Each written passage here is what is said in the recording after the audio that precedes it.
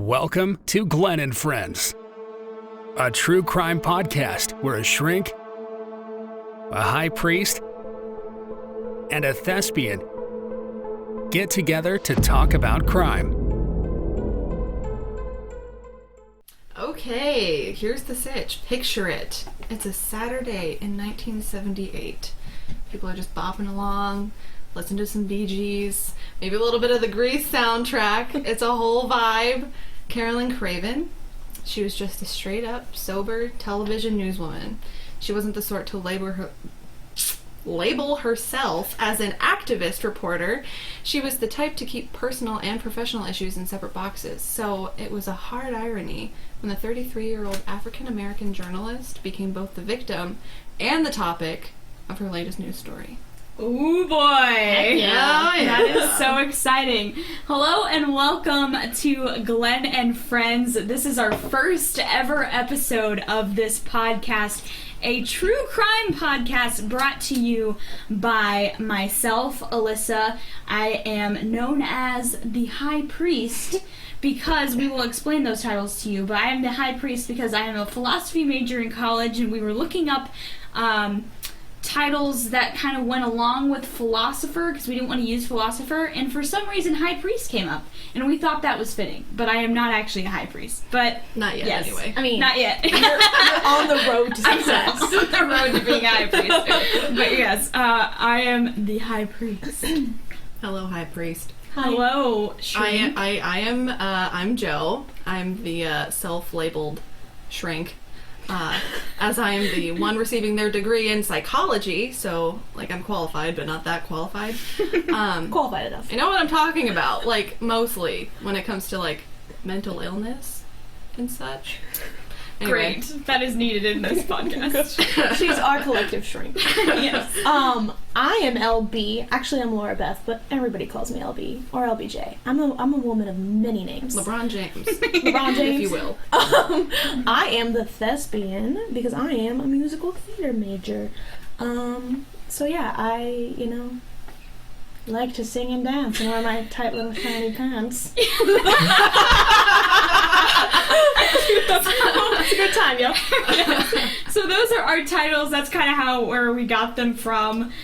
We are Glen and Friends, and that is who we are. And we absolutely love it. We are so thankful that you are tuning in today to our first ever episode of this podcast. It's exciting for us. We are passionate about true crime, and we are excited to talk about true crime. Amen. So correct. Before we get started, we kind of want to talk a little bit of a backstory of how we decided on this case. So this case is called the Stinky Rapist case, and this is our first ever case that we're discussing, obviously, because it's our first episode. Okay, yeah. But actually, so we heard about this case from watching a documentary, true crime documentary, as one does. As you do. On HBO Max called I'll Be Gone in the Dark, which actually covers the East Area Rapist and the Golden State Killer and all the different titles they had. Original Night Stalker for this guy that killed and raped and did a lot of horrible things in California in the 70s. He was a loser. He was horrible. Yeah, and so, but apparently, so one of the detectives that was on the show was talking about how in the 70s there was a lot of prolific rapists in California. Literally everybody just answered their doors. Yeah. Like, all they did was answer their doors. Don't answer the door. Don't answer the door, guys. Lock your door. No one locked their door. Just lock it. No one apparently learned how to lock their door, and so, yeah, I mean, people came in and committed horrible crimes. But they were talking about different prolific rapists in the 70s in California, and they kind of gloss over this one, and it was just the Stinky Rapist. How do you gloss over that title? It was like a list of 5 other rapists. I'm like, wait a second. They're like, we had the Stinky Rapist, we had this guy, and we were like, wait. You had the what now? Everybody take a second. And that's where we were inspired to do this case. Yes, correct. Okay. Are we ready? Are we ready? We're ready. Let's go. Let's do it. Okay. So, like I said in the intro, it's 1978. We're in San Francisco, California, and Carolyn Craven, like I said, she's your clean-cut, everyday television newswoman working for Newsman, a distinguished local news show on KQED, the local TV station, I guess. One story she covered frequently concerned a rapist in the Berkeley area who was better known as Stinky because of his reported... Wait, where is this? In Berkeley. So, like, San Francisco, California. Oh, okay. Yeah. Okay. So they called him Stinky because of his acrid smell, which victims had likened to mechanics grease. Oh, okay. That's a little less worse than I thought it was going to be. How do you define mechanics grease smell? Is it just like the smell of a car? The smell of, like, the oil from your car. Like oil, sulfury smell, probably. Like a sulfur type smell. Yeah, like that's you walk up into an auto body shop, and that's like, whoa. So this man could be a mechanic. Yeah, he could be a mechanic. But that's not as bad as what I was thinking Stinky would smell like. I was thinking like B.O. I was like... Yeah. I'm sure that's mixed in there, because, you know, you get all sweaty. Yeah, true. Keep going. Anyway, so, to Carolyn's knowledge, Stinky had assaulted 60 reported victims since 1973, and as many as 60 additional unreported victims. Holy crap. In that time. How is this guy, like, how did they gloss over this? I don't know. Because, like, that's a lot. He got around. He really got around. So, the tables really began to turn one Saturday evening while Miss Craven and Gabriel, her 6-year-old son, were asleep. The man, whose motives she knew so well, began by silencing the neighbor's dog with poison, which, hold on top of the rape, he was a dog murderer. Holy crap. Unacceptable. Also, there's this thing where it's like, does the dog die? Like, where can I go to find out, does the dog die? Before I read anything or watch anything, I just need to know, does the dog die? That's amazing. And I was not ready, so thank you for the forewarning. The dog died, so there you go. That's beside the point. Anyway, Mr. Stinky first tried one window, locked. Then a second window, was locked, until finally a third window in her son's bedroom opened. He climbed in noiselessly and turned off a nightlight in the hallway, and the next thing Carolyn knew, there was a man leaping at her from the foot of her bed. Oh my gosh. No! There was a gloved hand over her eyes, a knife, and that signature acrid smell. Excuse me, I need to drink more water. We all need to drink Hydrate more or water. dihydrate, y'all. Oh yeah. So Carolyn noted that there wasn't a moment that she wasn't in complete terror. Obviously. Mr. Stinky had threatened to kill her son, who had woken once, should he return and interrupt again. So it was then she made a choice. She thought to herself, you know, if I survive, I want to remember as many details as possible. Oh. And that is how the victim became a reporter. Good girl. Without seeing her attacker, Craven managed to take copious amounts of mental notes, as reporters do. Stinky was about 6 feet tall, very strong, huge biceps, less well-developed, and a hairless chest. I don't know how she figured that one out, but good for her. And by groping with her bare toes, she concluded that her attacker had worn heavy work boots. Good for her. What a queen. Right? Carolyn Craven. Snaps. Anyway, thinking as a reporter in the midst of living one of her worst nightmares did not come instinctively in any way. She was a reporter before this? Yeah. Okay. Like, she was working this case, and then she became a victim. Oh. Isn't that crazy? That's crazy. That's crazy. So, like I said, being a reporter during this was like one of the hardest things she'd ever done. She had to keep talking to herself into it, knowing that he never lingered past dawn. That kind of helped the fact. But she thought she would go mad with the sustained terror of it all. So, after 2.5 hours, oh my gosh, of like this sustained attack, oh my gosh, Stinky finally left. Thank the Lord, ordering her not to move for 15 minutes. Then Carolyn went in to find her son fast asleep, so he didn't touch the son. Okay, good. She remembered saying to him, "Gabriel, somebody's broken in and attacked me, so put your arms around my neck. We have to get out of here." Oh, and a 6-year-old, you know, being a 6-year-old, the first thing he asked was, "Mommy, is the TV still here?" That's me. That would have been my question, too. What about the TV, Mom? He probably thought someone like came in and robbed them, so he probably was thinking somebody stole the TV. Naturally, right. Mom was attacked. What about my TV? That's like, the most precious thing we own. Like, I'm just surprised this kid wasn't more scared though, because like he got like actually threatened, and like as a 9-year-old, I would probably be freaking out. Did I say 9? Did I say 6? I think I said 6. Yeah. How did he fall back asleep after the guy came in? Right, like that's horrifying. So what it sounds like to me, I'm not sure if you know this, like if you know this detail, but it sounds like to me he came in at one point when his mom was being attacked, or at least held down. Yeah, he got out of bed. Okay. He got out of bed, he walked to the door. Oh my gosh. And was like, he was kind of like, Mommy, or whatever. And then the Mr. Stinky, he said to Carolyn, he said, tell your child to go back to bed or I will kill him. Okay. So he used her to help him by not scaring the kid, probably. Right, probably. Okay. Wow. That makes it make sense a little bit more. And I don't know if Gabriel saw the rapist. Right. Saw Mr. Stinky. Because, we don't know if there was enough light for him to have actually seen anything. Right. And if all he heard was his mom's voice and maybe another voice, that wouldn't be super terrifying. Right. And I don't know where Gabriel's dad is in all of this. They don't mention the husband or anything. It's kind of like, I don't know, independent women or whatever. Yeah. Could be. Yeah. Single mom. Could be a single mom. Yeah. Now, unfortunately, this particular stinky rapist has never been caught, to my knowledge. Okay. Although, there were several people who were suspected to be our guy. But there was actually another stinky rapist in the 70s, better known as the Donvale Rapist, or Mr. Stinky. Who reportedly, and I think this is worse, who reportedly smelled like a mixture of milk, manure, and chemicals. That's disgusting. Yeah, that would be way worse. I'm sorry to compare, but that would be worse. Oh my gosh. Than mechanic smell, I think. Yeah. Just personally. No, that'd be so much worse. Like, like spoiled milk. Yeah. No, thank you. I would just be throwing up. I would just be... gross. Full body chills. Not the good guys. Now, this stinky rapist was caught, thankfully. Okay. And he was revealed to be Raymond Edmonds, a sharecropping farmer of Melbourne, Australia. Okay. So that's probably where the stank came from. Yeah. A sharecropping farmer. Interesting. Yeah. He was also a murderer, so I think that makes him marginally worse than our stinky boy in Berkeley. Mm-hmm. Oh my gosh.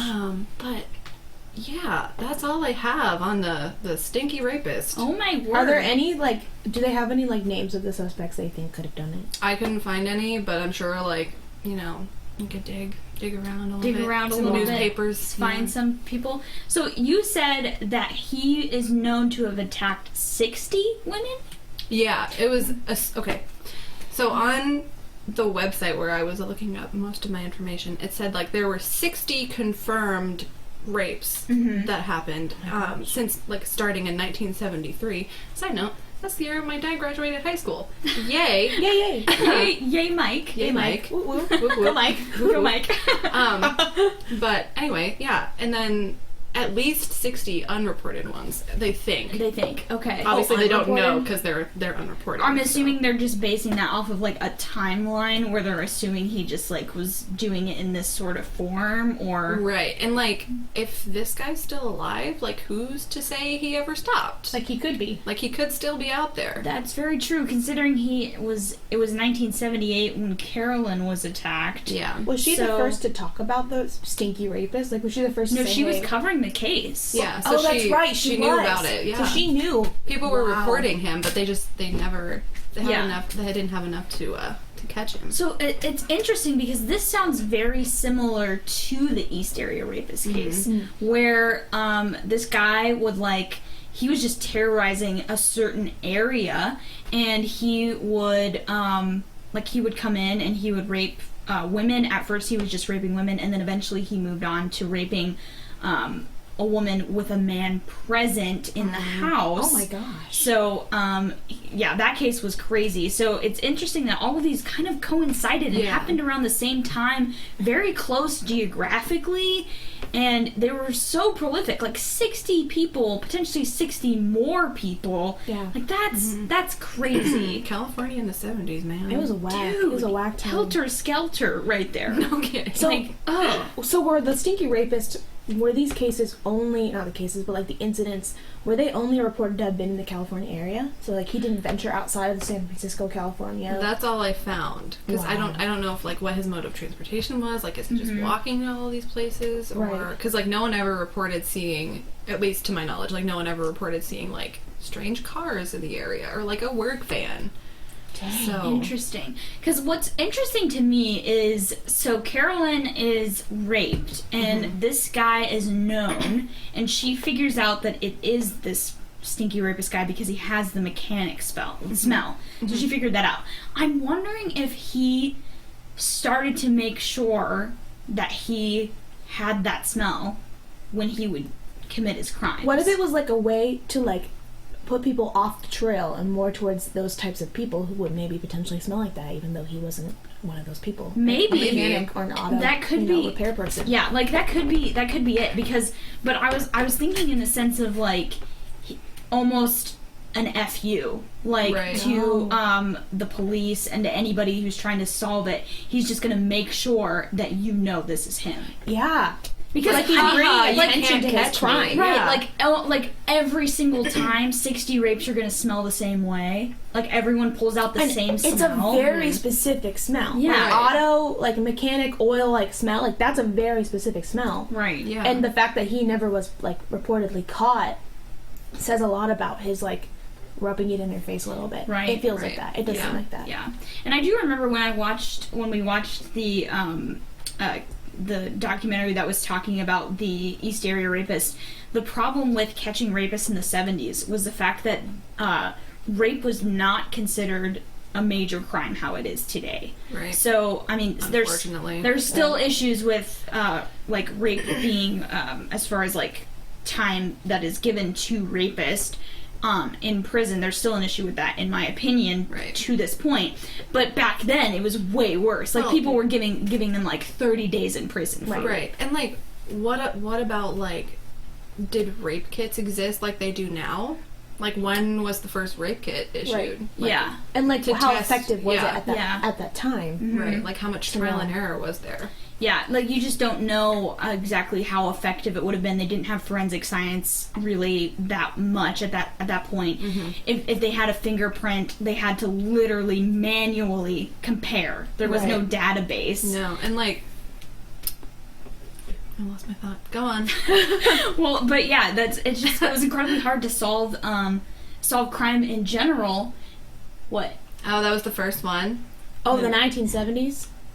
Oh. 1970s. Oh, our producer. Our producer. Just jumped in and saved the day. She really knows. She does know the She's researching in the background. She keeps us in check because we're a hot mess. Well, no, because I was like what I was trying to say before before my thoughts left me. Like forensic science and like behavioral analysis, like it was being born around the same time. Right. And if you think about it, like back then, well, obviously like journalism and the news were in full force, and so you had all of these crimes that had obviously already been taking place throughout history, but like it feels like in the 70s it was when there was this huge like just swarm of crime, like these serial killers, prolific serial killers and serial rapists, and just like all of these things happening, and they're advancing in, like you said, like these forensic sciences and like psychological endeavors, and so I feel like from there was born like the era of serial killers. Does that make sense? Well, and also you could make the argument, like we see the Manson murders in 1969, and you could make the argument that the helter-skelter situation,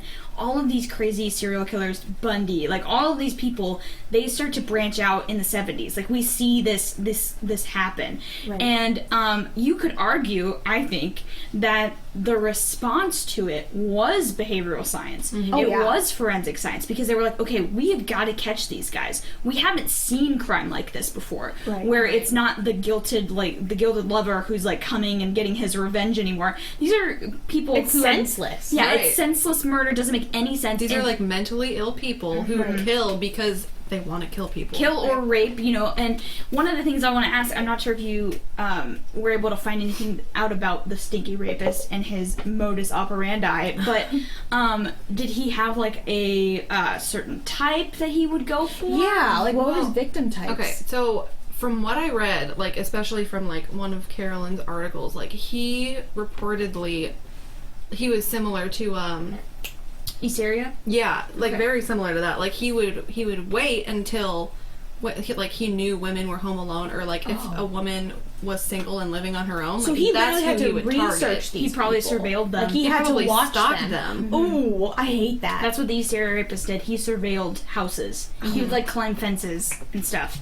So his type was very similar. Plus, like I feel like, unfortunately, that's like your easy targets for women who live alone. Right. You know what's freaky too is that like the fact that she had a child in the house didn't stop him. Mm-hmm. Yeah. Like, he wasn't willing to stop. In fact, like, he went through every window. Obviously, the child's window wasn't the first window, but he went through her son's window first and was totally, like, unashamed. Not unashamed, but, like, he wasn't even concerned about him seeing him. Right. Yeah. And, like, that, I mean, that child can, he was bold. Testify. Bold enough to kill a neighbor's dog. I mean, how did he kill the dog? He shot it? Poisoned it. He poisoned it. With something. They didn't say what, but... Probably like rat poisoning or something. Probably, I don't know. Yeah. I don't know what would work on a dog, but I mean, I don't... Here, puppy, have a treat. That is really unfortunate. That is really, really unfortunate. Our producer's losing it in the back. Poor Lexi. But yeah, that is a really interesting case. The fact that it's not solved to this day, and it's so weird to me that all of those cases coincide with each other in the same area, and you have to assume that one, like they're not occurring in a vacuum. No. They had to have been some sort of inspiring factor to all of them. Like, we're a league of right, like did they have like a little rapist club or something? Right. I don't think I'm not assuming that they knew each other, but I would assume that seeing the articles in the papers, almost like a legacy type thing. Yeah, like they're doing this, so like how can I do it? How can I do it, but how can I do it better? Like how can, and not get caught. Like better. I want to leave my mark, I want it to be specific, but you're never going to find me. Right, like I'm going to make you remember my stink. Like literally he went down in history smell. As the Stinky Rapist. Yeah, like I'm gonna make he accomplished what he wanted to do. Yeah, like I'm gonna make you remember this certain smell, and maybe he hadn't intended to do that, but after 60 rapes, I would say there's some intention there. Right. Also, like, we are making a podcast about him right now, so like, so he's left his mark. He's being remembered. Do you remember if she said anything about what she thought his average age was? Just out of curiosity. Dang it. No. Because I thought it would be interesting to see if he was younger, like a younger man or an older man. He had to have been younger. Well, yeah. In the description she gave, she said Stinky was about 6 feet tall, very strong, huge biceps, less well-developed chest, and it was a hairless chest. So I'm assuming he was a younger guy. Yeah, that's true. I didn't think about the hairless chest part. So he could have been younger. He could have been like early 20s, maybe even like late teens. Yeah, even. It's just interesting because like the rapes stopped after there were no reported rapes of the Stinky Rapist, that man specifically. After was there a certain date it sort of fell off? They never said. No. Wow. It was just like all throughout like the early 70s all the way through like maybe the early 80s even. Wow, okay. That's crazy. Yeah. So that was kind of similar to the East Area Rapist because he eventually graduated to killing, and then there was like a 5-year gap where he didn't do anything at all, and then one last time he raped and murdered one girl in like 1986, and then he stopped. It's like they gotta take sabbaticals and then they come back. Yeah. Like, all right, I'm back to my friends and it's now. It's like that's what's really crazy about it is these men and these criminals are living regular lives. Mm-hmm. Yeah, I mean, they're in our they neighborhoods. Could be anyone we know. Yeah, they're in our neighborhoods. There are people we know, people we probably would never suspect of doing this. What's the statistic where it was like 1 in every like 20 or 30 people you pass on the street is like a psychopath or something? Yeah, scary. like I believe it after seeing this. But and like back then, like you were saying, the shrink knows this. I mean, if I'm uninformed, tell me. But like, go on. You were saying, it was sort of like the birth of like forensic and psychology, like that science. Right. And so they were finally like reaching out to people and starting to like counsel and provide therapy and resources for people, because up to that point it was taboo, and it sort of is still taboo today. So I feel like we're doing a lot better. But like, we still have such a long way to go, you guys. Yeah, we still have a long way to go. And I think also what's helped with crime, not just forensic science, but I really do think behavior science has helped a lot, because they really started understanding what was motivating these criminals, not just in the sense of like they are getting a revenge killing, but in the sense of what was their modus operandi, what drove them to do this and constantly do it in a very like systematic way. Because you would have to assume after 60 rapes, after like you're done with rape number 15, you have a way that you're doing it. You know what you are enjoying, you know what you are disliking, you know how to do the control thing, you know how to everything. I'm sure he figured it all out. I mean, he was prepared to poison a dog. So like he knew knows that the neighbor had a dog. He had to have done surveillance. He had to. There's no hecking way he didn't. Well, at least for Carolyn, there was surveilling, because I feel like because she was reporting on him, he like targeted her. It makes he wouldn't wonder. necessarily have to surveil all of his other victims. He'd just be like wandering through a neighborhood and be like, oh, single woman, guess I'll go in. True. Testing windows. I didn't think about that aspect of it, but that makes a lot of sense. It seems like it could even be like you said, like almost like a revenge, like, oh, you're gonna report on me? Just wait, like I'll catch you type deal. Because she was already on the case. He's like, the pretty lady on TV that's giving me all this attention, I'm gonna come show you what I do, I guess. This will be a real show. Like, here, you want an example? You want a case? I'll give you one. I guarantee something had to happen like that, because it's similar with the East Area Rapist, where they had kept reporting, because he did like 50 rapes, and they kept reporting that after like rape 20 something, they were like, if you are living home alone, then he'll come after you. If you don't have locks on your door, then he'll come after you. Blah blah blah. Don't answer your door. And as soon seriously, as soon as they published that information, he raped with a man in the house, and he raped where they had gotten. That's so risky, to prove though. that he so could do risky. it. That's like bold. That's like because he wanted to show that clearly shows that these criminals have a pride aspect to what they're doing, and they are checking the media and seeing what is being said about them, and sometimes even returning to the crime, as we all know. But they are seeing what people are saying about them, and I would say this is the same thing for Mr. Stinky over here. He saw what Carolyn Craven was saying about him, and he decided to take it into his own hands and attack the woman that was talking about him most. Exactly. That's crazy. Wow. That's our first episode. We literally crazy. Dang. That's awesome. We have a podcast. That's how you do a podcast. Thank you guys so much for listening to our first episode on the Stinky Rapist. Make sure to join us next week, Monday. We're going to be talking about a criminal that's actually really close to our area, close to home. Yeah, close to home for us. Very close to home for us. Not in a good way. But we are very familiar with the case because it's in the same area as us. So that is the tease for next week. So make sure to join us for next week, Monday. All of our podcasts will be released at 8 p.m. Eastern Standard Time. So make sure to tune in for that. And of course, follow us on social media and let us know in the comments down below if you're watching on YouTube what you thought of the Stinky Rapist case, and your thoughts on the podcast in general. And give us suggestions. Send in suggestions, because we're open to ideas. Yeah, we are definitely open into topics, ideas, maybe cases that you've never seen covered before that you want to cover, maybe cases from your local area. We love that type of stuff. Personal stories too. Personal crime stories. Send them in. Submit them. But yes, let us know your thoughts, and that is our podcast. Thank you so much for tuning in. Wait, this is Glen and Friends.